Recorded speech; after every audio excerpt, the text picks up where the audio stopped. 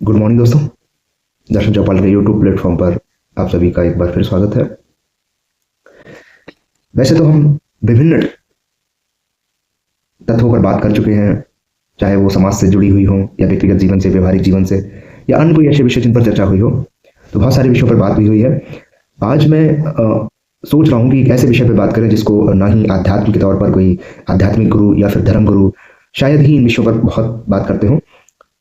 तो आज जिस टॉपिक पर हम बात करेंगे वो टॉपिक है आज की जनरेशन के साथ इंटरएक्चुअल में जो समस्याएं हैं उनका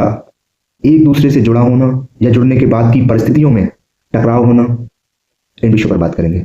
तो पहले आशा करते हैं कि आप अपने व्यक्तिगत जीवन में व्यवहारिकता के तौर पर अपने आप से और अपने परिवार के साथ मेलजुल कर साथ में अपना समय व्यतीत कर रहे होंगे और अपने स्वास्थ्य का ध्यान रखते हुए सारी चीज़ें व्यवस्थित की गई होंगी। तो आज जब हम इन सब विषयों पर सोचते हैं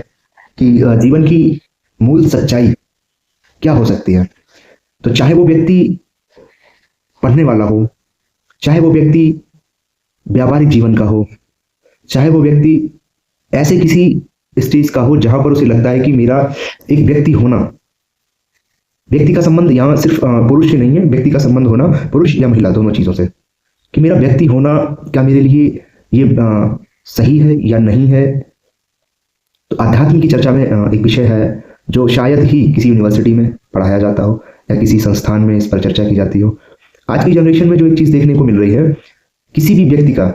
चाहे वो महिला या पुरुष और चाहे कोई बच्चे जिनकी एज अभी चाहे टीन एज में हो या फिर हायर सेकेंडरी में हो या फिर अभी अभी हाल ही में उन्होंने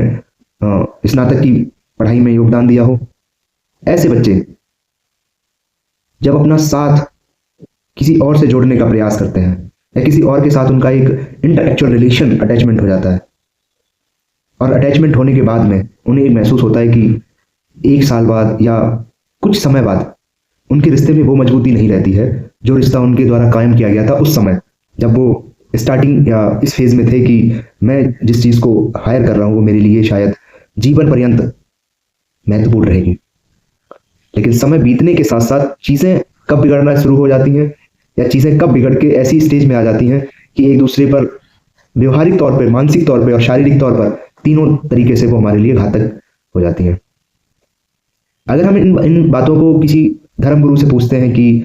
मुझे इस विषयों पर चर्चा की जाए या फिर मैं इस अवस्था में हूं कि मेरी मानसिक स्थिति ये कह रही है कि मैं अब उन चीजों को बोझ समझने लगी हूं या मैं बोझ समझ रहा हूं, तो आध्यात्म गुरु भी इन विषयों पर चर्चा करने को थोड़ा सा विवश हो जाते हैं कि मैं इन विषयों पर चर्चा नहीं कर सकता हूं। अगर कोई बात पूछनी है तो धर्म से रिलेटेड पूछो या किसी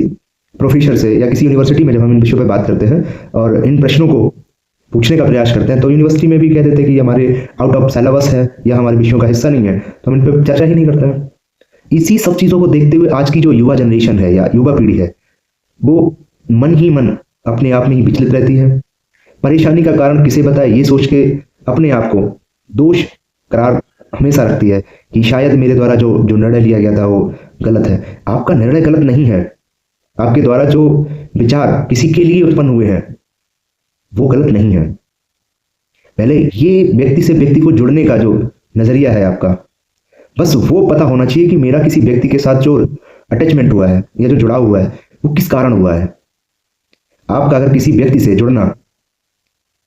तय है, आपको लगता है कि मेरा इसके साथ अटैचमेंट हो रहा है, तो किसी ना किसी कारण से तो अटैचमेंट हुआ होगा। हो सकता है उसकी फिजिकल फिटनेस को देखकर आपने उसके साथ रिलेशन जोड़ा हो या उसकी व्यवहारिक चीजों को देखकर जोड़ा हो, उसके पास पैसा अधिक है इसलिए उससे रिलेशन जोड़ा हो। क्या आपको लगता है कि जीवन पर्यंत ये सारी सुख सुविधाएं जिसको देख के आपने जोड़ा है, क्या ये स्वाभाविक है कि जीवन पर्यंत उसके साथ रहेंगी? या कभी आपने विचार किया है कि आपने उसके विचारों के साथ अपने विचार को जोड़ के तब समझा हो कि ये मेरे अंतर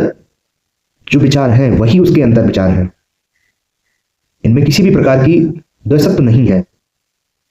आपने शायद ही कभी इन विषयों पर या इन विचारों पर गौर नहीं किया होगा। जो रिलेशन आपके द्वारा बने हैं उन रिलेशन में, उन रिश्तों में उस प्रकार की जो खूबियां होनी चाहिए शायद वो नहीं है। एक व्यक्ति है, व्यक्ति क्या है? एक मेन बॉडी है, मेन बॉडी की संरचना है। मेन बॉडी के किस हिस्से से हमें प्यार हुआ है हमें पहले ये पता होना चाहिए। उसके शारीरिक जो ढांचा है उससे प्यार हुआ है या किसी पर्टिकुलर एक परिवेश से उससे प्यार हुआ है, जो मूल चेतना है, क्या आपने उससे अपने आप को जोड़ना चाहा कभी? जिस दिन आपने उसकी मूल चेतनाओं से जोड़ा होगा अपने आप को, तो शायद आपको लगा होगा कि हाँ, मुझे एक मार्ग प्रदर्शक के तौर पर मिला है। और वही शायद भौतिक जो क्रियाएं हैं, भौतिक गुण हैं, उनकी संवेदनाओं का कारण भी बना है। तो व्यक्ति को सदैव, व्यक्ति से जब भी अटैचमेंट हो, तो एक बार उसकी शारीरिक संरचना को ना देखकर उसके विचारों से, उसके अंदर क्या क्या व्याप्त बुराइयां हैं, अच्छाइयां हैं, इन पर गौर करके तब आगे बढ़ के सोचना चाहिए कि ये मेरे लिए कितना अच्छा है, बुरा है, या लायक है कि नहीं है। और आज की जनरेशन, जहां तक मैं समझ पा रहा हूं, इन विषयों पर पहले तो नहीं सोचती है। अच्छा, एक चीज और देख लेनी है कि व्यक्ति शारीरिक तौर पर भले ही उम्र में ज्यादा हो, चाहे वो 25 वर्ष की या 30 वर्ष में पहुंच चुका हो, लेकिन अगर मानसिक रूप से अभी भी वो बच्चा है, जिसकी मानसिक स्थिति टीन एज की अवस्था में है, बचपना है, तो व्यक्ति सक्षम कैसे हो सकता है? आपने तो उसे ऐसे तरीके से जो पैमाइश की थी उसकी, नापा था उसको या तौला था उसको, तो मानसिक चेतना से जोड़ने के लिए तौला था। जिसकी अभी मानसिक चेतना बड़ी ही नहीं है, वो आपके लायक कैसे हो सकता है? व्यक्ति विचारों से बड़ा होता है, ना कि शरीर।